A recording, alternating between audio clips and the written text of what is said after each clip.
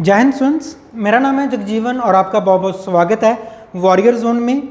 जैसा कि हमने आपको प्रॉमिस किया था कि इस वॉरियर जोन चैनल पे हम आपके जितने भी डिफेंस रिलेटेड हमारे जो एग्ज़ाम्स होते हैं, कॉम्पिटिटिव एग्ज़ाम्स होते हैं, उसकी तैयारी आपको बिल्कुल फ्री ऑफ कॉस्ट करवाएंगे। और इसी प्रॉमिस को आगे बढ़ाते हुए हम आज से आपको प्रॉपर रेगुलर क्लासेस देने जा रहे हैं। इस बार जो हमारा टारगेट रहेगा वो होगा CDS 2020 और FCAT 2020। अभी जो हम अपनी आप ये क्लासेस आपको देंगे ये रिकॉर्डेड क्लासेस होंगी, क्योंकि आपको भी पता है कि जो हमारे इस चैनल पे भी जो सब्सक्राइबर हैं वो ऑलमोस्ट 800 के अराउंड हैं। लेकिन जैसे ही हमारे ये सब्सक्राइबर 1000 हो जाते हैं तो हम यही क्लासेस आपको लाइव देना शुरू कर देंगे। लाइव क्लासेस से क्या होगा कि आप हमसे लाइव डाउट ले सकते हो, आप हमसे लाइव अपने क्वेश्चंस पूछ सकते हो, हम उसको रिप्लाई साथ साथ करते रहेंगे। आपको भी उसमें ज़्यादा मज़ा आएगा, हमें भी पढ़ाने में ज़्यादा मज़ा आएगा। और एक बात मैं और यहाँ पे कहना चाहता हूँ कि जो बच्चे भी हमारे साथ नए जुड़े हैं इस चैनल के माध्यम से, तो आपको बिल्कुल भी घबराने की ज़रूरत नहीं है। आपने अगर पहले कभी तैयारी नहीं भी की, आप बिल्कुल नए हो, न्यू कमर हो, आप इस डिफेंस सर्विसेज में आपने तैयारी करनी है, अभी स्टार्ट ही करनी है, तो बेफिक्र रहो। अगर आप हमारी सारी वीडियोज़ को फॉलो कर रहे हो, हमारी गाइडलाइंस को फॉलो कर रहे हो, तो इस बार का जो टारगेट हमारा 2020 CDS और FCAT है ये हमारे से दूर नहीं है, अगर आप अच्छे से इनको फॉलो करते हो। तो ये मैं एक और चीज़ यहाँ पे बता देना चाहता हूँ आपको हमारी इन क्लासेस के बारे में कि देखो ये जो क्लासेस हैं इनका एक प्रॉपर शेड्यूल रहेगा आपके लिए। ये एक रेगुलर क्लासेस होंगी आपके यहाँ पे। जैसे कि हम ऑफलाइन में रेगुलर स्टडी करते हैं, रेगुलर कोचिंग इंस्टीट्यूट्स में जाते हैं, रेगुलर क्लास अटेंड करते हैं, उसी तरह से रेगुलरिटी के जरिए ही हम यहाँ पर भी पढ़ाई करेंगे। तो हम ऑनलाइन और ऑफलाइन में कोई ज़्यादा डिफरेंस रख के नहीं पढ़ाई कर रहे। देखो मोस्टली जो बाकी के चैनल्स हैं ना, उनसे हमारा चैनल डिफरेंट कैसे है, बाकी के चैनल्स में एक रेगुलरिटी नहीं होती, कभी कोई वीडियो कब डल रही है, कभी कोई कब डल रही है। या अगर आप वैसे भी सर्च कर रहे हो तो क्या होता है कि हम कभी कोई किसी टीचर की वीडियो देख रहे हैं, कभी किसी टीचर की वीडियो देख रहे हैं। तो इस चैनल में हमारा ऐसा नहीं होगा। यहाँ पे स्टार्टिंग से लेके एंड तक इंग्लिश मैं ही आपको टीच करूँगा। जितने भी टॉपिक्स होंगे वो सारे के सारे मेरी वीडियोज़ के ही होंगे, ताकि जब हमारा एक इंटरेस्ट बनता है, हमारा एक लिंकअप बन जाता है स्टूडेंट्स के साथ, तो हम उसको आगे प्रॉपर कंटिन्यूटी में लेके चले। इसी तरह हमारी जो बाकी टीम है, जो आपको मैथ्स टीच करेंगे, जो आपको रीजनिंग टीच करेंगे, जो आपको जनरल नॉलेज टीच करेंगे, तो वो प्रॉपर एक शेड्यूल के तहत हम जो सारी की सारी क्लासेस हैं वो आपके लिए लेके आएंगे। तो जो हमारा टारगेट रहेगा वो मेन होगा FCAT को लेके, CDS को लेके। तो सबसे पहले कि जो आज की हमारी ये जो क्लास है, इस क्लास में हम आज डिस्कस करेंगे इंग्लिश के कुछ टॉपिक्स के बारे में कि CDS के पेपर में अगर हम बात करते हैं, FCAT के एग्ज़ाम में अगर हम बात करते हैं, तो कौन कौन से टॉपिक्स आते हैं और कितने की संभावना रहती है कि किस टॉपिक के कितने क्वेश्चंस आएंगे। देखो ये सबसे बड़ी बात होती है जब भी हम तैयारी करना चाहते हैं ना किसी भी पेपर की, तो सबसे पहले तैयारी इस चीज़ की होती है कि पेपर में आना क्या है। हम तैयारी बाद में करते हैं। कई बार बच्चा पता क्या सोच लेता है कि चलो जी इंग्लिश आनी है। अब इंग्लिश तो बहुत वास्ट है, उसमें आप किस किस चीज़ की तैयारी करोगे। और वैसे भी हर एग्ज़ाम के लिए इंग्लिश का पैटर्न अलग अलग होता है। सिर्फ इंग्लिश आना है ये कहना काफ़ी नहीं हो जाता है किसी भी एग्ज़ाम को क्रैक करने के लिए।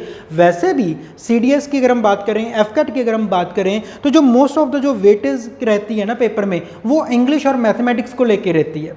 तो हमने इसको बड़े आराम से और बड़े ध्यान से इन चीज़ों को फोकस में लेके आना है कि ताकि हमारा जो पेपर है वो फर्स्ट अटेम्प्ट में क्लियर हो जाए। तो अगर हम बात करते हैं CDS और FCAT के बारे में, तो जो इंग्लिश के टॉपिक्स रहेंगे सबसे पहले हम वो डिस्कस कर लेते हैं। अप्रॉक्सीमेट कितने क्वेश्चंस आने की संभावना है पेपर में, हम वो भी डिस्कस करेंगे, ताकि हमारी जो तैयारी है उसी चीज़ को लेके प्रॉपर तरीके से आगे बढ़ सके। तो देखो सबसे पहले जो हमारे पास टॉपिक है that is sporting errors. Sporting errors कह देते हैं, या इसी टॉपिक का एक सेकंड नाम होता है एरर डिटेक्शन। चाहे वो एरर डिटेक्शन हो, चाहे वो स्पोर्टिंग एरर हो, ऑलमोस्ट सेम ही है। अब इसमें देखो अगर हम CDS की बात करते हैं तो जो स्पोर्टिंग एरर्स हैं उसके 15 to 20 क्वेश्चंस आने की संभावना होती है। ऑलमोस्ट जितने भी हमने प्रीवियस पेपर्स को एनालाइज किया है, तो पिछले 7-8 सालों से जो हम प्रीवियस पेपर्स को एनालाइज कर रहे हैं उसमें 15 to 20 क्वेश्चंस जो हैं स्पोर्टिंग एरर्स के आ रहे हैं। उसी तरह अगर हम सेम FCAT की बात करें तो FCAT में यही स्पोर्टिंग एरर क्वेश्चंस 3 to 5 रहते हैं। सेम है, सब कुछ सेम है, सिर्फ नंबर ऑफ क्वेश्चनिंग्स जो हैं वो FCAT में थोड़ी सी कम हो जाती है, CDS में वो ज़्यादा होते हैं, FCAT में वो कम हो जाते हैं। इसके बाद जो हमारे पास सेकंड टॉपिक है दैट इज़ सेंटेंस अरेंजमेंट या रीअरेंजमेंट या पैरा जंबल भी कह देते हैं। ठीक है, तो जो सेंटेंस अरेंजमेंट या रीअरेंजमेंट है, पैरा जंबल है, उसके CDS में जो क्वेश्चंस आएंगे 5 to 10 क्वेश्चंस आ जाते हैं, और वहीं जो FCAT अप्रॉक्सीमेट 3 to 5 क्वेश्चंस। यहाँ पे मैंने स्टार का निशान इसलिए बनाया हुआ है कि अगर हम प्रीवियस पेपर की बात करें तो प्रीवियस पेपर में सेंटेंस अरेंजमेंट एफकैट में नहीं आए थे। अगर बहुत पिछले प्रीवियस पेपर्स की बात करें 3-4 सालों से अगर हम बात करें तो किसी किसी पेपर में आ भी रहे हैं, लेकिन अगर हम बिल्कुल ही लास्ट ईयर की बात करते हैं तो लास्ट ईयर में एफकैट में सेंटेंस अरेंजमेंट नहीं थे, पर हाँ सीडीएस में 5 to 10 अप्रॉक्सीमेटली हर बार इतने सेंटेंसेस आते हैं। तो तीसरी तरफ हम बढ़ते हैं सिनोनिम्स एंटोनिम्स। वोकैबुलरी का पोर्शन है। बहुत सारे बच्चे इस चीज़ से घबराते हैं कि सर वोकैबुलरी तो हमें याद ही नहीं होती जी, कैसे याद करनी है, ये मेरा काम है। आपने बस दिल से जो मैं कह रहा हूँ आपने उसको फॉलो करना है, आपने उस चीज़ को अपना होमवर्क समझ के पूरा करना है। ये नहीं कि टीचर हमारे ऊपर है या नहीं है, वो कल सिलेबस चेक होगा, हमारा होमवर्क चेक होगा या नहीं होगा। इस चीज़ को सारी बातें भूल के आपने ऑनेस्टी के साथ इस चीज़ को अगर आप फॉलो करोगे, जितनी भी मैं आपको टीचिंग क्लासेस दे रहा हूँ, अगर आप उसको ऑनेस्टी के साथ फॉलो करोगे तो 100% श्योर है कि सक्सेस आपकी होगी। अब सिनोनिम एंटोनिम वोकैबुलरी है, कैसे करेंगे ये मैं आपको बताऊंगा, और बिलीव मी बहुत ही हम बिल्कुल आसान तरीके से वोकैबुलरी हर डेली किया करेंगे। सिनोनिम एंटोनिम्स हैं तो सीडीएस के पेपर में अगेन 15 to 25 क्वेश्चंस। ऐसा भी होता है कि 10 सिनोनिम्स आ जाते हैं, 10 एंटोनिम्स आ जाते हैं, 20 क्वेश्चंस भी आ जाते हैं, कई बार थोड़े से कम हो जाते हैं, ज़्यादा हो जाते हैं। और अगर हम एफकैट की बात करें तो 5 to 10 क्वेश्चंस एफकैट में भी हर बार सिनोनिम एंटोनिम्स के आते ही आते हैं, क्योंकि कोई भी पेपर है ना वो सिनोनिम एंटोनिम्स के चलो बिना पूरा ही नहीं होता। ऑलमोस्ट हर पेपर में सिनोनिम एंटोनिम श्योर है कि आनी होती है। फिर हम बात करते हैं सिलेक्टिंग वर्ड्स या फिर क्लोज टेस्ट। थोड़ा सा मैं बता दूं जो बच्चे नए हैं कि ये सिलेक्टिंग वर्ड्स क्या होता है या क्लोज टेस्ट। देखो बाकी तो हमें ऑलमोस्ट नेम से ही पता चल रहा है। क्लोज टेस्ट या सिलेक्टिंग वर्ड में क्या होता है कि हमें एक पैराग्राफ दिया होता है जिसमें ब्लैंक्स होते हैं। एक पैराग्राफ है, वो कोई स्टोरी चल रही होती है, कोई थोड़ा सा एक बेस बना के स्टोरी चल रही होती है, तो उसमें ब्लैंक्स आ जाती हैं। उस ब्लैंक्स को फिल करने के लिए हमें 4 या 5 ऑप्शंस दिए जाते हैं, and from that 4 to 5 options we have to select one answer. तो दैट इज सिलेक्टिंग वर्ड कि आउट ऑफ 4 जो ऑप्शंस हैं आपने एक सिलेक्ट करना है एक वर्ड उस ब्लैंक के लिए जिसको प्रॉपर फिल कर दे, जो उसका एक मीनिंग डिराइव कर दे। That is called close test. तो क्लोज टेस्ट थोड़ा सा अगर हम और इसको डिफाइन करते हैं, क्लोज का मतलब क्या होता है। यहाँ पे ना देखो ये क्लोज वो SE वाला नहीं है, बंद होने वाला नहीं है, बंद नहीं है, खुले रखो सारा कुछ।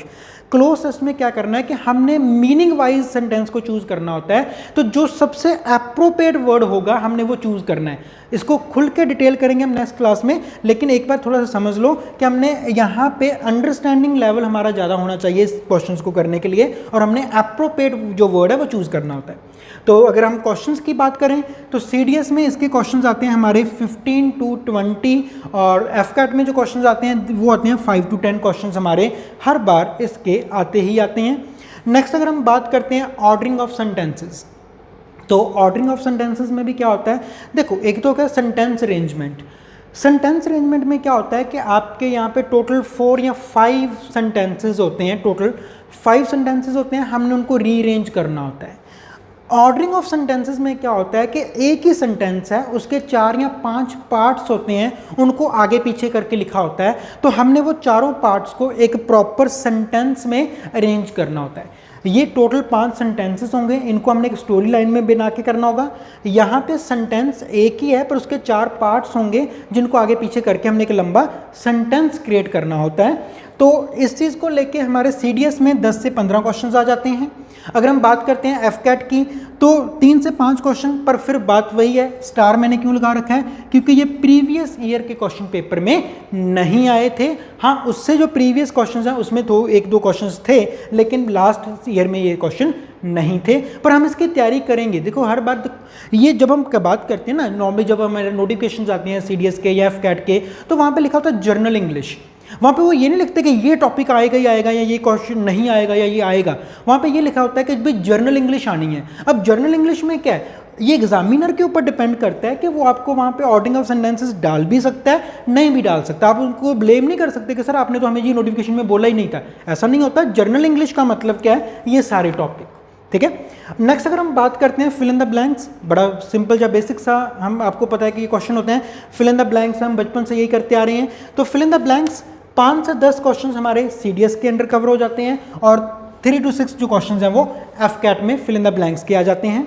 फिर नेक्स्ट जो हमारे पास टॉपिक है that is idiom phrases. Idiom और फ्रेजेस क्या होता है, जैसे मुहावरे हो गए, खौतां हो गया, लिपियाँ हो गया, तो आपको पंजाबी में, हिंदी में आपको पता होगा मुहावरे होते हैं, ईडियम फ्रेजेस जो होते हैं। तो सेम ही ईडियम फ्रेजेस कई बार तो उनके मीनिंग्स हमने डिटेक्ट करने होते हैं, या कई बार इसके प्रॉपर सेंटेंस के बारे में बताना होता है कि ये सही सेंटेंस में ये बिल्कुल सही यूज़ करके लिखा हुआ है। तो ये ईडियम फ्रेजेस हैं, ये भी हम डेली बेसिस पे क्या करेंगे। देखो वोकैबुलरी जो है हमारे पास, सिनोनिम, टोनियम और ईडियम फ्रेजेस, ये दो ऐसी चीज़ें जो हमने डेली बेसिस पे करनी है। बाकी जो ग्रामेटिकल क्लासेस हैं, जैसे अगर हम बात करते हैं, देखो स्पोर्टिंग एरर्स है, ये ग्रामर है, तो ग्रामर तो एक बार हम पहले नाउन करेंगे, फिर प्रोनाउन करेंगे, फिर आर्टिकल होगा, एडजेक्टिव होगा। लेकिन जो वोकैबुलरी है, ये कोई एक दिन का काम नहीं है कि मैंने आपको एक दिन में करवा दी और आपने सारी याद कर ली। वोकैबुलरी हम हमेशा डेली बेसिस पे करेंगे। हम एक रूल बनाएंगे, शेड्यूल बनाएंगे कि डेली के 10 क्वेश्चन वोकैबुलरी के, एंटोनिम सिनोनिम के, डेली के 10 ईडियम फ्रेजेस करेंगे, ताकि जब तक हमारा ये सिलेबस पूरा होगा, जब तक आपका पेपर आना है, तो हमारे से एक भी क्वेश्चन ऐसा ना छूट जाए जो हम एग्जाम में हमें हो यार ये तो हमें करवाया ही नहीं है, ये तो हमें पता ही नहीं क्या होता है। हम A to Z, जैसे मैंने आपको पहले भी वीडियो में बताया था, A to Z कवर करने जा रहे हैं। तो ईडियम फ्रेजेस 10 से 15 क्वेश्चन CDS के होंगे, और अगर हम FCAT की बात करें तो 3 से 5 क्वेश्चन जो होंगे वो FCAT में इसके आएंगे। नेक्स्ट है हमारे पास कंप्रीहेंशन। कंप्रीहेंशन एक बहुत ही ज़्यादा इम्पॉर्टेंट टॉपिक रहता है किसी भी एग्जामिनेशन में जिसमें इंग्लिश आएगी। तो देखो कंप्रीहेंशन में क्या है, आपके पास एक पैराग्राफ होगा, पैराग्राफ को पढ़ के आपने क्वेश्चंस के आंसर देने होंगे। अब आपने लिखना तो कुछ नहीं है, तो ऑब्जेक्टिव टाइप ही है, लेकिन आपने पूरी अंडरस्टैंडिंग के साथ वो कंप्रीहेंशन पढ़ना होगा। बहुत सारे बच्चे कंप्रीहेंशन से इसलिए घबरा जाते हैं कि हम कहते हैं सर ये ना टाइम बड़ा लग जाता है जी, टाइम कंज्यूम बड़ा हो जाता है, आंसर फिर भी हमारे से सही नहीं आते, जो हमें आंसर लग रहा है वो सही नहीं है। तो इन सभी सवालों के जवाब आपके पूरे दिए जाएंगे, आपको पूरा संतुष्ट करवाया जाएगा। देखो अगर कोई चीज़ हमें समझ आ गई ना, तो फिर उसको करने में टाइम नहीं लगता। किसी भी चीज़ को करने में टाइम कब लगता है, जब हमें वो चीज़ समझ नहीं आ रही। हम बस एक वैसे ही कह लो अंधेरे में तीर छोड़ रहे होते हैं, भी चलो सही हो गया तो सही हो गया, तुक्का लगा दो, ऐसा नहीं करना। किसी भी पेपर में किसी भी क्वेश्चन को हम कोई तुक्का लगा के नहीं आने वाले, हम प्रॉपर उसको एक प्रॉपर मैनर से करेंगे और वो जल्दी हो जाएगा। अगर प्रॉपर मैनर से करेंगे, हमें प्रॉपर उसको करने की स्कीम आती होगी। तो कॉम्प्रीहेंशन है, 15 to 25 क्वेश्चन हमारे जो है वो CDS में आएंगे, और 5 to 10 क्वेश्चन जो हमारे हैं वो FCAT में आएंगे। अगर हम टोटल क्वेश्चंस की बात करें तो जो CDS के टोटल क्वेश्चंस होते हैं वो 120, ये फिक्स हैं कि 120 क्वेश्चंस हर बार हर पेपर में इंग्लिश को लेके आने ही आने हैं। लेकिन जो FCAT है वहाँ पे 25 to 30 क्वेश्चंस, कभी कभी जैसे लास्ट जो पेपर था उसमें टोटल हमारे 27 क्वेश्चंस थे इंग्लिश के, ठीक है। तो 25 to 30 वेरिएशंस रहती हैं, कभी 26, 27, 28 या 30 क्वेश्चन या 25 क्वेश्चंस FCAT में इंग्लिश के आ जाते हैं। तो एक बार मेन बात जो यहाँ पे समझने वाली है वो फिर से वही सेम चीज़ है कि टॉपिक सेम है, लेवल सेम है, सिर्फ जो फ़र्क है CDS और FCAT में that is a numbering of questions, कि जहाँ पे आपके 15 क्वेश्चंस आ रहे हैं यहाँ पे आपके 3 क्वेश्चंस आ रहे हैं, यहाँ पे आपके मान लो 10 क्वेश्चन ऑर्डरिंग ऑफ सेंटेंस के आ रहे हैं, यहाँ पे वही 3 या 5 क्वेश्चंस आ रहे हैं। तो हमें डरने की बिल्कुल बात नहीं। देखो अगर हम तैयारी कर रहे हैं, हमें कोई भी टॉपिक आता है, तो फिर एग्जाम में चाहे हमारे से 2 क्वेश्चन पूछ लिए जाएँ, चाहे हमारे से 10 क्वेश्चन पूछ लिए जाएँ, हमें टॉपिक आता है तो हमें घबराने की ज़रूरत नहीं है। ये तो बात हुई हमारे टॉपिक्स के रिलेटेड। अब जो हम आगे बात करने जा रहे हैं, तो नेक्स्ट पार्ट जो हमारा है, देखो लास्ट भी हमने ये देखा कि कौन कौन से टॉपिक्स आने वाले हैं। तो जैसे कि मैंने पहले आपको कहा था कि हम जो डेली बेसिस पे जो हमारे क्लासेस का एक पार्ट रहेगा, देखो अगर हमारी डेली 45 मिनट्स की या 1 आवर की क्लास है, तो फर्स्ट 15 मिनट्स है या 20 मिनट्स जो हम डेली के लगाने जा रहे हैं वो हमारे वोकैबुलरी के ऊपर लगाएंगे। क्योंकि मैंने पहले आपको कहा कि vocabulary is one of the most important part in any of the exam. तो अगर हम इसको प्रॉपर टाइम नहीं ना देंगे तो ये कभी हमारी बिल्ड अप नहीं होगी। क्योंकि वोकैबुलरी ये नहीं है कि एक दिन में सीखी तो जी आगे, जो टॉपिक्स हैं वो आप उनको 1-2 दिन में सीख सकते हो। वोकैबुलरी एक ऐसी चीज़ है जो डे बाय डे हमें कंटिन्यू में रखनी ही पड़ेगी। जैसे उसकी कंटिन्यूटी खत्म हुई, वोकैबुलरी तभी हमारी सारी की सारी खत्म हो जाती है। देखो आज से पहले, सबसे पहले जो वोकैबुलरी की हमने बात करनी है ना, पहले अगर हम कॉज रूट की बात करते हैं कि हमें वोकैबुलरी आती क्यों नहीं है। देखो आपके अभी तक की स्टडीज़ में आपने कभी भी, आपके साथ ऐसा नहीं हुआ होगा कि आपने कभी भी डिक्शनरी को देखा ही ना हो, ठीक है, या आपने कभी ऐसा नहीं हुआ होगा कि जी हमने वर्ड कभी याद ही नहीं किया कोई। हमने बहुत सारे वर्ड्स को याद किया, हमने बहुत सारी डिक्शनरीज में वर्ड्स को देखा, ठीक। लेकिन क्या आप दावे के साथ ये कह सकते हो कि जितने भी आज तक आपने वर्ड्स याद किए थे, जितने भी वर्ड्स आपने डिक्शनरी में देखे थे, क्या वो आपको सारे के सारे आते हैं? या वो या क्या आप ये कह सकते हो कि सर जो हमारे से जब मर्जी पूछ लो जी हमें तो वो सारे वर्ड्स आते हैं। क्यों बेटा बोलो, क्या आते हैं आपको? नहीं आते ना। क्यों नहीं आते? देखो जब हम वोकैबुलरी को रट्टा मारना शुरू करते हैं ना, तो वोकैबुलरी रट्टे वाला काम नहीं है। ये कोई टेबल नहीं है कि जो आप याद कर रहे हो कि हाँ जी 1 2 1 2 2 4। तो आपको क्या करना पड़ेगा, आपको इस चीज़ को समझना पड़ेगा। हम सबसे बड़ी गलती पता क्या करते हैं, देखो बहुत सारे टीचर्स कहते हैं कि बेटा न्यूज़पेपर पढ़ो जी, वोकैबुलरी आपकी शार्प हो जाएगी, आपकी वोकैबुलरी आने लग जाएगी। नहीं, डायरेक्ट न्यूज़पेपर पढ़ने से आपकी वोकैबुलरी शार्प होने वाली नहीं है। आज तक ना जाने आपने न्यूज़पेपर में कितने वर्ड आपने अंडरलाइन किए होंगे, कितनों को आपने डिक्शनरी में देखा होगा, क्या आपको याद है? आंसर क्या होगा आपका? मुझे पता है आपका आंसर होगा नहीं सर हमें तो सारे तो याद नहीं है, हमें कोई कोई वर्ड हमें याद रह जाता है बाय चांस, बाकी सारे वर्ड तो भूल जाते हैं। जब दोबारा से वही वर्ड फिर दोबारा न्यूज़पेपर में आता ना, तो हमारे माइंड में एक चीज़ स्ट्राइक होती है कि हाँ हाँ सर ये था, वर्ड था, मैंने पढ़ा था, याद है क्या? हम भूल जाते हैं। हमें इतना याद रहता है कि ये वर्ड पढ़ा था हमने कभी पहले, पर इसका मीनिंग क्या है ये तो भूल जाते हैं ना।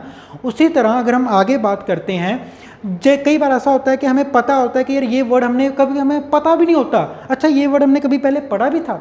हम उस वर्ड को दोबारा जब डिक्शनरी खोलते हैं, वहाँ पे टिक लगी होती है, तो हमें याद आता भी हाँ यार ये वर्ड मैंने कभी पहले देखा था, देखा ही होगा, पर याद नहीं रहा। क्यों? सबसे बड़ी बात यह है कि हम ना सबसे पहले क्या करते हैं, हम एक टफ वोकैबुलरी को हाथ डाल लेते हैं। टफ वोकैबुलरी की तरफ नहीं जाना आपने। सबसे पहले देखो मैंने नॉर्मली हम गलती, सारे बच्चे गलती क्या करते हैं, वो पहले टफ वोकैबुलरी को याद करने बैठे होते हैं, भी ये वर्ड नहीं आते हमें, ये रट्टा मार लो, ये याद कर लो। नहीं, आपने टफ से नहीं चलना। सबसे पहले आप यहाँ से शुरू करो जो आपकी इजी वोकैबुलरी है। देखो हम वोकैबुलरी को 3 पार्ट्स में डिवाइड कर रहे हैं। सबसे पहले हमारे पास इजी, उसके बाद है हमारे पास मॉडरेट। जैसे हमारी इजी वोकैबुलरी बिल्ड होगी हम मॉडरेट की तरफ जाएंगे। जैसे हमारी मॉडरेट वोकैबुलरी बिल्ड हो जाएगी हम इसके बाद टफ की तरफ जाएंगे। देखो अगर आपकी इजी वोकैबुलरी आपको आती नहीं है, आपको अभी मॉडरेट वोकैबुलरी नहीं आती और आप चले हो टफ वोकैबुलरी सीखने, तो कॉमन सी बात है वो क्या हो जाएगा, वो सिर्फ टक्करें होंगी, आप वोकैबुलरी नहीं सीख पाओगे। तो हमें वो बेकार की मेहनत नहीं करनी कि हाँ जी हम लगे हुए हैं रट्टे मारने, गधे नहीं बनना। इंटेलिजेंट बनो, स्मार्ट वर्क करो और अपना पेपर क्लियर करो। ठीक है, तो अब देखो इजी वोकैबुलरी के अंदर हम क्या लेके चलते हैं। इजी वोकैबुलरी के अंदर हम लेके चलते हैं जो हमारे basic day to day life वाले वर्ड्स होते हैं। अब देखो जैसे हैप्पी वर्ड है, बहुत सारे बच्चों ने कॉमन सी वर्ड है यार, कोई हैप्पी कोई बहुत टफ वर्ड तो नहीं, हम हर रोज यूज़ करते हैं इसको, हर बार यूज़ करते हैं। लेकिन क्या आपको पता है कि आप हैप्पी की जगह पे और एक और वर्ड क्या यूज़ कर सकते हो, दैट इज़ फेलिसिटी। तो ये वोकैबुलरी बिल्ड कैसे, देखो आपके लिए फेलिसिटी वर्ड नया है, आपने कभी यूज़ नहीं किया, ये मान लो मे भी आपको लगे यार ये तो टफ है। अगर तो आप डायरेक्ट फेलिसिटी को रट्टा मारने लग जाओगे ना कि happy felicity happy felicity happy felicity, तो वो गलत हो जाएगा, आप इसको याद नहीं कर पाओगे। लेकिन अगर आप इसको अपनी रूटीन बना लो कि आगे से भी जब भी मैंने कोई मैसेज टाइप करना है या मैंने जब भी किसी को हैप्पी वाला वर्ड यूज़ करना है, तो इंस्टेड ऑफ हैप्पी मैं उसको क्या बोलूँगा, फेलिसिटी। ठीक है, तो आपका एक वर्ड आपको माइंड में आ जाएगा, आप धीरे धीरे उसको रट्टा मारने के बजाय आप उसको सीखना शुरू करोगे। रट्टा मारने वाला काम नहीं है, सीखना शुरू करो। इसके बाद जैसे सैड वर्ड है, अब कोरोना की वजह से वैसे ही बहुत सारे लोग सैड होके बैठे हैं। सैड वर्ड एक ऐसा है जो हम हर रोज़ यूज़ करते हैं। अभी देखो जी यहाँ से भी हमें एक सैड न्यूज़ मिल रही है, यहाँ से भी हमें एक सैड न्यूज़ मिल रही है, यहाँ पे इतने पेशेंट आ गए, यहाँ पे ये हो रहा है। तो वो जो सैड न्यूज़ मिल रही है, तो अगर हम उसको सैड ना बोल के हम उसको ये बोल दें कि विस्टफुल, तो कितनी अच्छी बात होगी। हमारी वोकैबुलरी भी बढ़ रही है, हमें नए वर्ड यूज़ करने के लिए भी मिल रहे हैं, मज़ा भी आ रहा है। ठीक है, तो हैप्पी है, सैड है, फिर वीक है। अब देखो वीक वर्ड भी वो वर्ड है जो क्या हो रहा है कि जो बड़ा यूज़ हो रहा है आजकल, हम कहते हैं जिसकी इम्यूनिटी वीक है। अब जिसकी इम्यूनिटी वीक है जी, कोविड-19 सबसे ज़्यादा हमला उसके ऊपर करता है, सबसे ज़्यादा नुकसान उस बंदे का होता है किसका, जिसकी इम्यूनिटी वीक है। तो वीक का मतलब क्या होता है, वीक का मतलब होता है वल्नरेबल। तो हम उसको वीक ना यूज़ करते हुए उसकी जगह पे क्या यूज़ करेंगे, वल्नरेबल। हमारी वोकैबुलरी बिल्ड क्यों नहीं होती, देखो वोकैबुलरी का मतलब क्या होता है, वोकैबुलरी का कभी भी मतलब ये नहीं होता कि सर मुझे पता है जी मेज़ को ना इंग्लिश में टेबल कहते हैं, कुर्सी को इंग्लिश में चेयर कहते हैं, ये वोकैबुलरी नहीं है।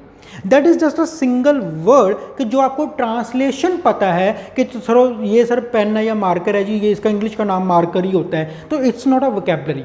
वोकैबुलरी का हमेशा मतलब क्या होता है कि instead of this word what the other word you can use, आप बाकियों से डिफरेंट कैसे हो वोकैबुलरी के मैटर में। देखो क्लास, जमात हिंदी या पंजाबी का वर्ड है, जमात को इंग्लिश में क्लास कहते हैं, तो ये हम सबको पता है। क्या इसमें कोई वोकैबुलरी वाली बात है? नहीं, ये वोकैबुलरी वाली बात नहीं है, ये लैंग्वेज की बात है कि इंग्लिश लैंग्वेज में उसको क्या कहा जाता है, क्लास कहा जाता है, पंजाबी या हिंदी लैंग्वेज में उसको क्या कहा जाता है, जमात कहा जाता है।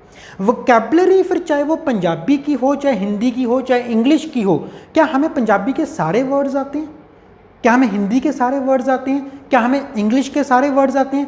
तीनों का आंसर नो है। चाहे हम पंजाब में पैदा हुए हैं, हरियाणा में, हिमाचल में पैदा हुए हैं, चाहे हम सारे इंडिया में कहीं पे भी पैदा हुए हैं, जो इवन जो हमारी अपनी मदर लैंग्वेज है, मदर टंग है, उसके भी सारे वर्ड्स नहीं हमें आते होते। वोकैबुलरी का मतलब ही ये है कि आपके पास उस चीज़ को बोलने के लिए अल्टरनेटिव वर्ड्स कितने हैं।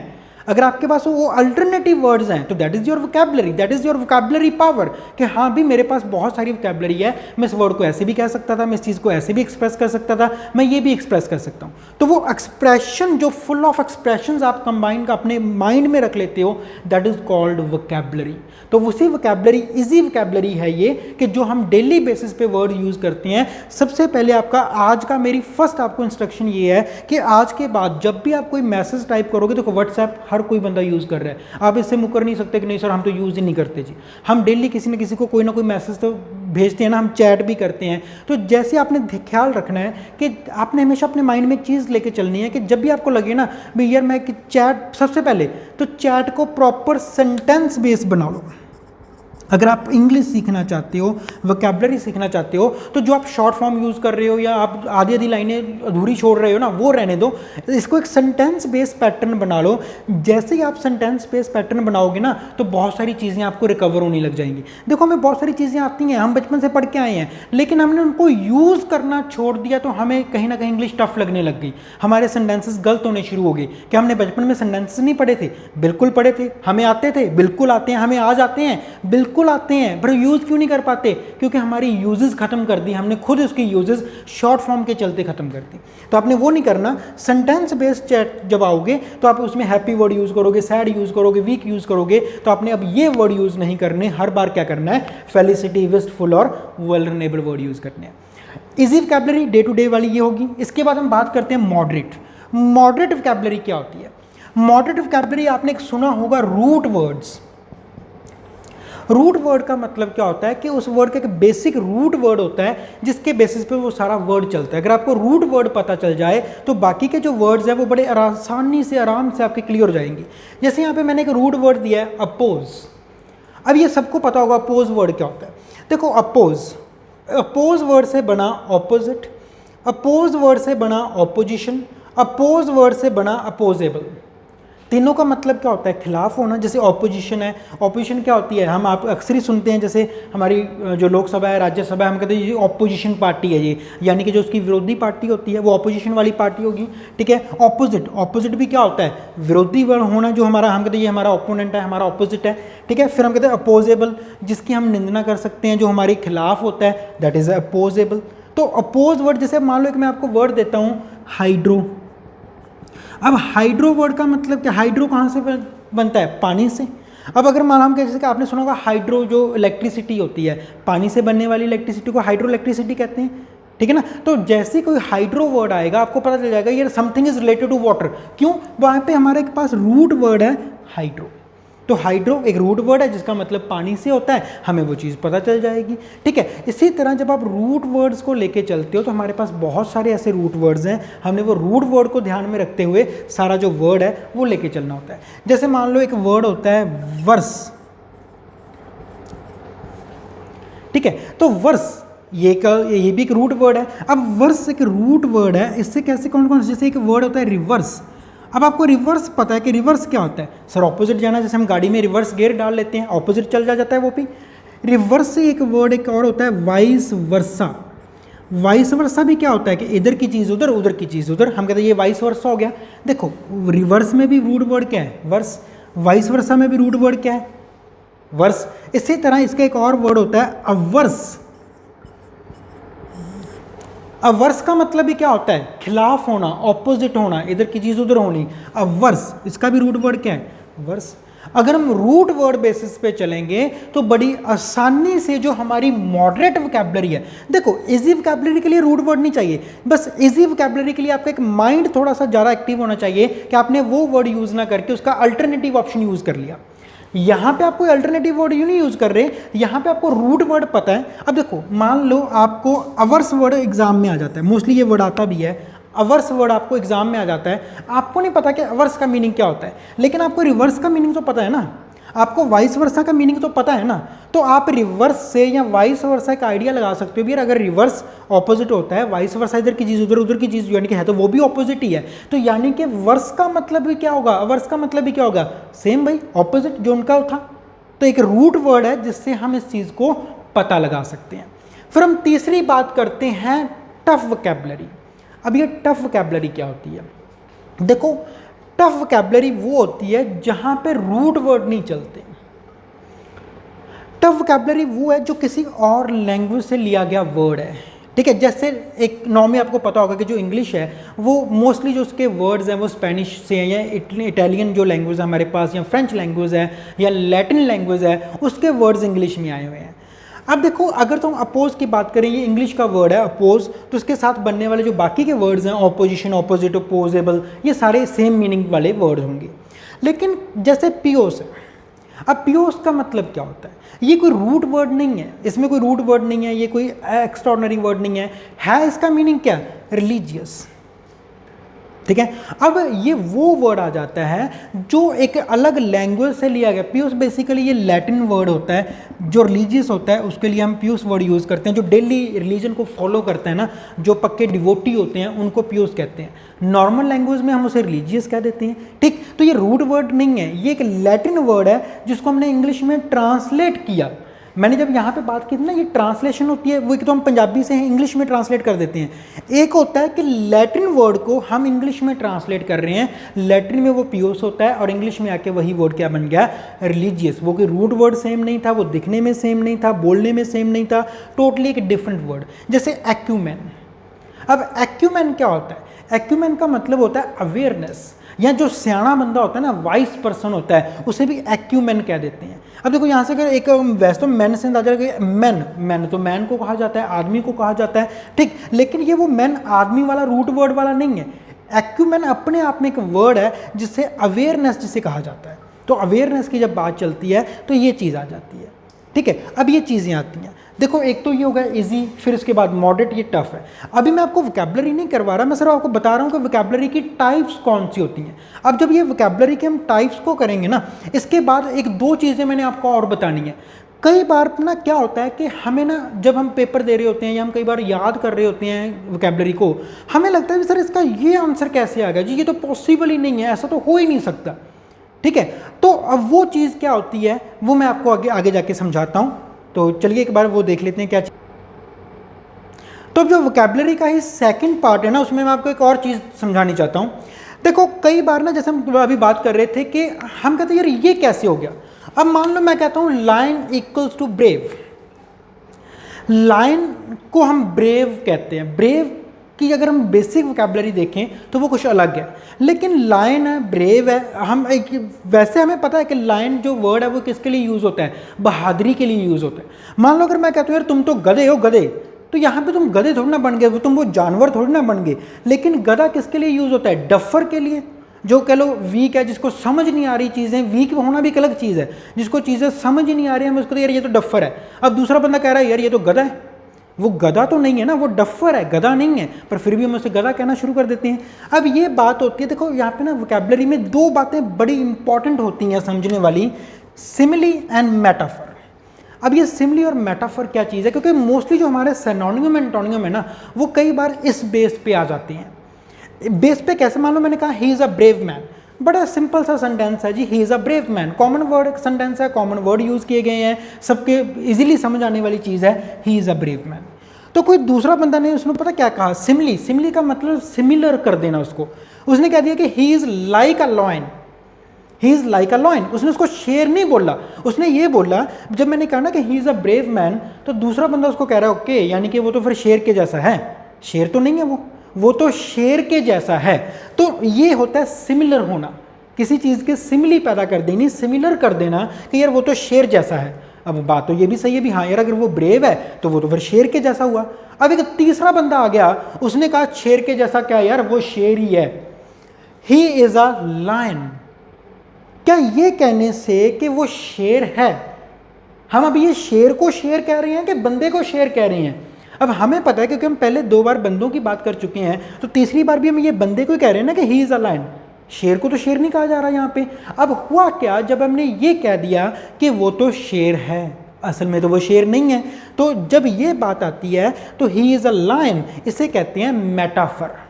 ठीक है, कई बार ना एंटोनियम में, सिनोनिम्स में हम ये सोचते होते हैं सर ये कैसे आ गया जी, ये इसका कई बार जैसे मान लो ब्राइट है, अब ब्राइट का बेसिक ऑपोजिट क्या होगा, डल। ठीक है, लेकिन मान लो अगर वो ब्राइट का जो डल है बेसिक ऑपोजिट, अगर मान लो मैं उसको कर दूं डार्क, अब ब्राइट का जो, अगर हम बात करते हैं ब्राइट, तो ब्राइट का जो ऑपोजिट है वो डार्क नहीं हो सकता, ब्राइट का ऑपोजिट हमेशा डल होता है। लेकिन अब क्या होता है, वो कहीं ना कहीं से सिमिली पैदा करके या मेटाफर पैदा करके ब्राइट का जो ऑपोजिट है वो डार्क भी कर दिया जाता है। ठीक है, डार्क असल में किसका ऑपोजिट होता है, लाइट का। हम कहते हैं ये इसमें लाइट है, मान लो रूम की बात हो रही है, हम कहते हैं रूम में ना बड़ी लाइट है, रूम बड़ा डार्क है, तो लाइट का ऑपोजिट, बेसिक ऑपोजिट कहना था डार्क। लेकिन जब हमने बात की अच्छा ब्राइट का ऑपोजिट, हमें लगा भी ठीक है ब्राइट का ऑपोजिट भी डार्क कर दो, कोई बात नहीं है। हमारे बेसिक माइंड ने तो कह दिया ठीक है जी ब्राइट का ऑपोजिट डार्क कर दो। अब मान लो अगर वहाँ पे आपको 2 ऑप्शंस आ जाते हैं ब्राइट के, आप मान लो आपने सिनोनिम चूज करना है, आपको वहाँ पे 2 ऑप्शंस हैं कि भाई ब्राइट है जी, ब्राइट के 2 ऑप्शंस हैं, एक तो है डार्क एक है डल, तो आप क्या चूज करके आओगे, ब्राइट को डार्क लिखोगे या डल लिखोगे? देखो ब्राइट क्या होता है, शाइन। ठीक है, ब्राइट का सिमिलर क्या होता है, शाइन। तो शाइन का ऑपोजिट क्या होगा, डार्क के डल, डल होगा। तो उसी तरह से फिर ब्राइट का ऑपोजिट क्या हुआ, डल। हाँ, अगर डार्क नहीं आना, लेकिन अगर लाइट वर्ड यूज होता है यहाँ पे, तो लाइट का ऑपोजिट क्या आ जाता, डार्क आ जाता है। ठीक है, इसी तरह से जब हम मान लो बात कर रहे हैं, जैसे मान लो एक होता है चिकन, चिकन वर्ड आपने सुना होगा। अब चिकन किसे कहा जाता है, आप सबको, एक तो वो खाने वाला चिकन है, मैं उसकी बात नहीं कर रहा। देखो चिकन, चिकन कहते हैं जो कमज़ोर दिल वाला होता है। मान लो मैं जैसे यहाँ पे हमने बात की ना कि ही इज़ अ लायन, तो यहीं पे हम ये भी कह सकते हैं कि यार नहीं यार ही इज़ अ चिकन। चिकन का मतलब क्या हुआ, चिकन कहते हैं जो कॉवर्ड बंदे होते हैं, जो बड़े, जिनका दिल बड़ा छोटा होता है, वो जल्दी डर जाते हैं, उन लोगों को कहा जाता है। देखो ब्रेव, ब्रेव का ऑपोजिट क्या हुआ, कवर्ड। ठीक है, ब्रेव क्या होता है, साहसी, जो जोश वाला होता है, जो उद्यमी बंदा होता है ना, जो ताकतवर होता है, उसका ऑपोजिट क्या आ गया, कवर्ड। लेकिन जब हमने मेटाफर उसको यूज़ किया कि ही इज़ अ लायन, वो तो शेर है, शेर, और ये क्या है, हम कहते हैं यार ये तो भीगी बिल्ली बन गया। अब वो भीगी बिल्ली पंजाबी या हिंदी में आ गया, इंग्लिश में हम उसे चिकन कहते हैं कि ही इज़ चिकन, लेकिन इसका मतलब ये नहीं कि वो खाने वाला चिकन बन गया। तो कई बार हमें सिनोनिम एंटोनिम इन बेसिस पे भी आ जाते हैं, हमने इन चीज़ों को अपने माइंड में रखना होता है। लेकिन देखो आपको फिर वही बात, ये थोड़ा सा और डीप चला गया है वोकैबुलरी के अंदर, लेकिन हमें घबराने की जरूरत नहीं है। ये डेली बेसिस पे हम इसको, मैं आपको बड़े अच्छे से समझा के रिलेट करके आपको करवाऊँगा। ओके, तो जो हम अब नेक्स्ट जो हम बात करने जा रहे हैं, फिर वही वोकैबुलरी की ही बात हो रही है, और इस बार मैं आपके लिए लेके आया हूँ इडियम एंड फ्रेजेस। आज की इस क्लास में हम क्या करेंगे, ये लास्ट हमारा टॉपिक है आज के लिए इडियम एंड फ्रेजेस का। हमारे पास यहाँ पे 10 इडियम एंड फ्रेजेस हैं, हमने इन 10 को अच्छे से याद कर लेना है। बड़े सिंपल से इडियम फ्रेजेस हैं, ये कोई बहुत ज़्यादा टफ नहीं है। हम पहले बेसिक से स्टार्ट करेंगे और बेसिक से फिर बढ़ते टफ लेवल तक चले जाएंगे। ओके, सबसे पहला जो हमारे पास वर्ड है वो क्या है, add fuel to fire. Add fuel to fire का मतलब क्या होता है, आपको पंजाबी या हिंदी में जो, अगर मैं इसकी बेसिक बात करूं तो वो होता है बल्दी च तेल पाना। अब बल्ती में तेल डालने का मतलब क्या होता है कि ऐड फ्यूल, देखो पहले ही कहीं पे कोई मान लो नाराज़गी चल रही है, किसी के साथ कोई झगड़ा चल रहा है, आप क्या कर रहे हो, उस झगड़े को सुलझाने की बजाय ना आप उसको और ज़्यादा हवा दे रहे हो, भी नहीं कोई बात नहीं, तो क्या होगा, तूने ये कह दिया तो क्या हुआ, ऐसा हुआ, तुमने गाली निकाल दी तो क्या हुआ, कुछ नहीं होता। तो जब हम कोई बंदा उस झगड़े को और ज़्यादा आगे बढ़ा देते हैं ना, तो उसे इंग्लिश में हम जो इडियम है उसके लिए वो क्या यूज़ होता है, it's add fuel to fire. Second अगर हम बात करें an iron will, an iron will, ये है हमें जो अब करनी होगी अपनी डिटर्मिनेशन। एन आयरन विल, हम कहते हैं यार ये तो मेरा पूरा पक्का डिटर्मिनेशन है इस चीज़ को लेके, जैसे CDS 2020, FCAT 2020, सर मेरा पूरा पक्का इरादा है जी मैंने इस बार ये पेपर क्लियर करना ही करना है। I have an iron will to crack the exam. An iron will यानी कि फौलादी जोश होना, फौलादी डिटर्मिनेशन होना, that is called an iron will. अगर हम नेक्स्ट बात करते हैं एन ऑलिव ब्रांच, देखो वैसे तो ऑलिव खाने वाले होते हैं पर यहाँ पे वो खाने वाले ऑलिव्स की बात नहीं हो रही। ऑलिव यहाँ पे एक आपने और बात समझनी है, जब भी ऑलिव वर्ड यूज़ होगा ना तो मोस्ट ऑफ द टाइम जो ऑलिव का इडियम फ्रेजेस में मीनिंग होता है मोस्ट ऑफ द टाइम वो होता है पीस, शांति वाला जो पीस होता है, तो वो पीस की बात आती है। एन ऑलिव ब्रांच का मतलब होता है शांतमयी निवेदन। हम कहते हैं सर मेरी आपसे हाथ जोड़ के प्रार्थना है जी कि मैं कोई लड़ नहीं रहा आपसे। जैसे मान लो कई बार क्या होता है कि फॉर एग्जांपल मान लो हमारी लाइव क्लास शुरू होगी, अब आप लाइव क्लास में क्या हुआ, आप लेट आए हो तो आप कह रहे हो सर मुझे जी सारा पुराना करवा दो। मैं कहूँगा नहीं यार अब तो हम क्लास चल रही है, मैं ऐसे कैसे तुम्हें सारा बाद में दोबारा पुराना करवा दूँ। तो आप कह रहे हो सर प्लीज़ मेरी ना हाथ जोड़ के रिक्वेस्ट है आपसे, सर मैं प्लीज़ शांतमय निवेदन कर रहा हूँ आपसे। तो sir it's an olive branch. Olive branch का मतलब होता है कि शांतमय किसी से निवेदन करना कि प्लीज़ सर मेरे लिए ये काम कर दो, ऑलिव ब्रांच। नेक्स्ट है an apple of one's eye. An apple of one's eye, ये एक ऐसा फ्रेज़ है जो हम बचपन से करते आ रहे हैं। जितनी भी हमारी बुक्स होती थी ना बचपन में, जब हमें 7th 8th स्टैंडर्ड में हुआ करते थे, हम 10th स्टैंडर्ड में हुआ करते थे, तो उसका सबसे पहला इडियम यही होता था an apple of one's eye. तो इसका मतलब क्या होता है, किसी की आंखों का तारा होना, मतलब a person who is really very lovable to you. जैसे एक मदर को उसका सन है, ठीक है, या मदर को डॉटर है, मदर को उसके चिल्ड्रन जो होते हैं, तो they are an apple of one's eye, किसी की आंखों का तारा होना यानी कि बहुत प्यारा होना। और यहीं पे एक और बात होती है, इसी के सिमिलर एक और होता है an apple of Discord.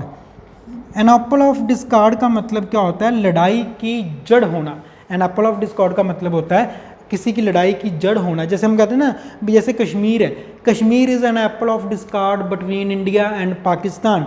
Kashmir India और पाकिस्तान में लड़ाई की जड़ है, तो वो होता है an apple of discord. Apple of one's eye, किसी की आंखों का तारा होना, बहुत प्यारा होना, और एन एप्पल ऑफ डिस्कॉर्ड का मतलब लड़ाई की जड़ होना। इसके बाद अगर हम बात करें एट आर्म्स लेंथ, यहाँ पे एक छोटी सी गलती है, ओ आएगा कॉर्ड, सॉरी फॉर दैट।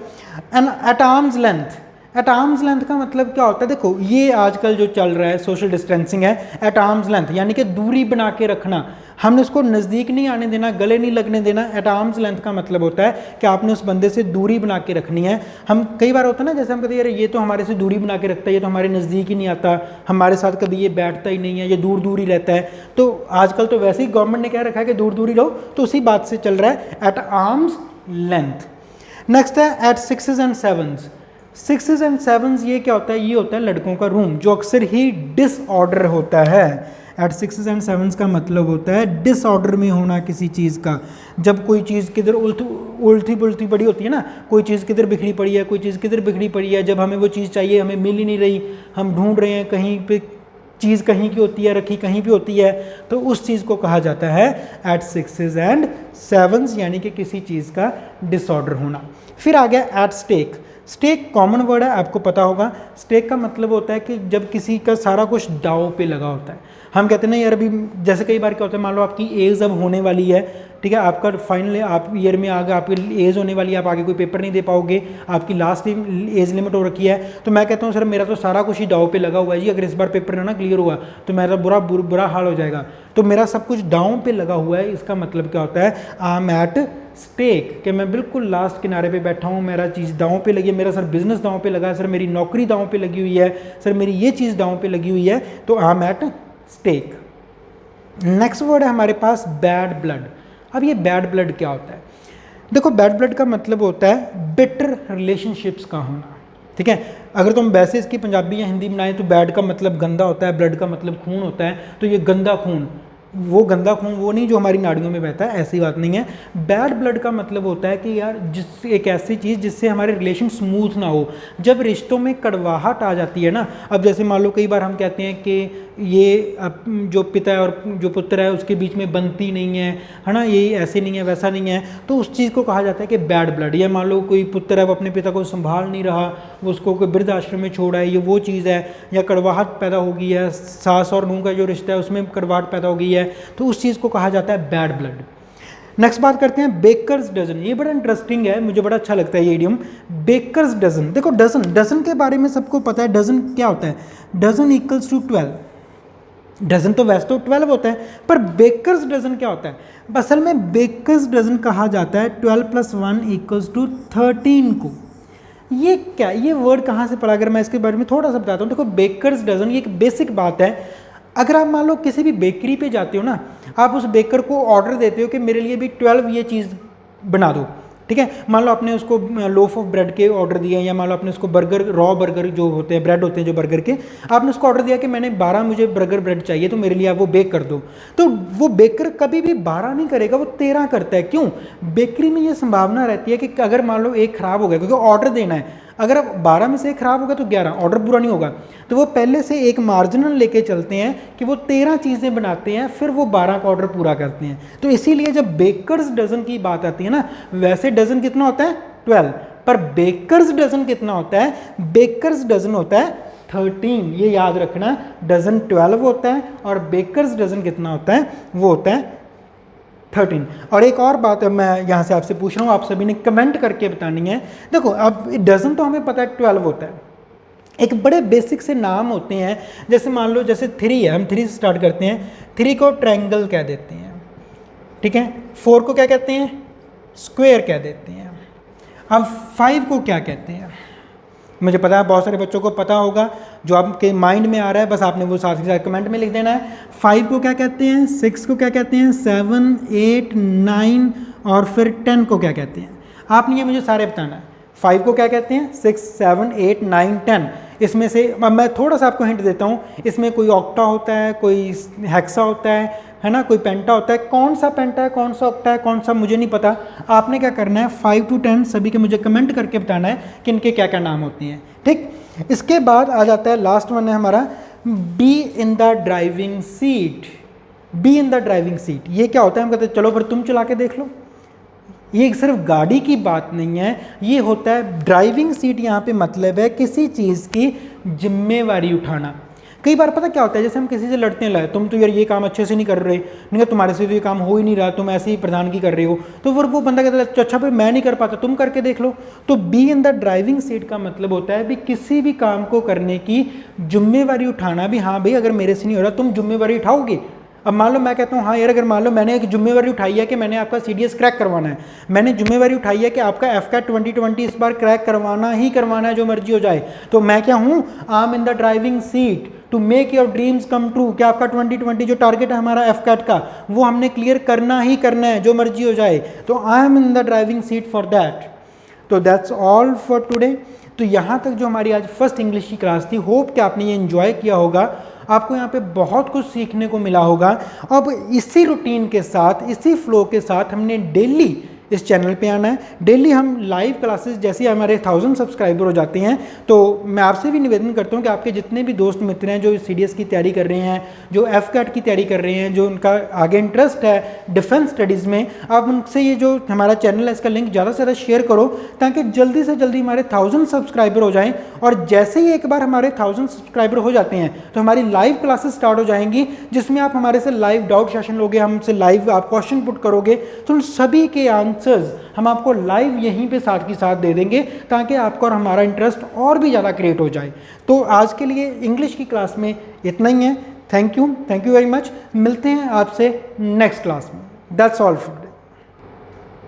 तो जाते जाते एक और बात, जिन जिन बच्चों ने अभी तक हमारा चैनल सब्सक्राइब नहीं किया है, वो प्लीज़ जल्दी से जल्दी सब्सक्राइब कर लो वॉरियर जोन को, ताकि हम आपके लिए डेली लाइव क्लासेस लेके आ सकें। और साथ ही साथ आपने क्या करना है, जो बेल आइकन आपको दिख रहा होगा साइड पे, आपने उसको प्रेस कर देना है, ताकि जो आपकी हमारी जो नोटिफिकेशंस हैं वो सबसे पहले आप तक पहुंच जाए। तो जैसे ही हमारी कोई वीडियो डलती है, रूटीन वाइज जो हमारी वीडियोस डलेंगी, सबसे पहले नोटिफिकेशन मिल जाए और आप अपना पेन पेपर उठाओ और उसको आप तैयारी कर सको हमारे इस वॉरियर जोन चैनल के थ्रू। एक अच्छी तैयारी, एक प्रॉपर गाइडेंस के साथ तैयारी, एक रेगुलरिटी वाली तैयारी जो है वो आप इस चीज़ से कर सको।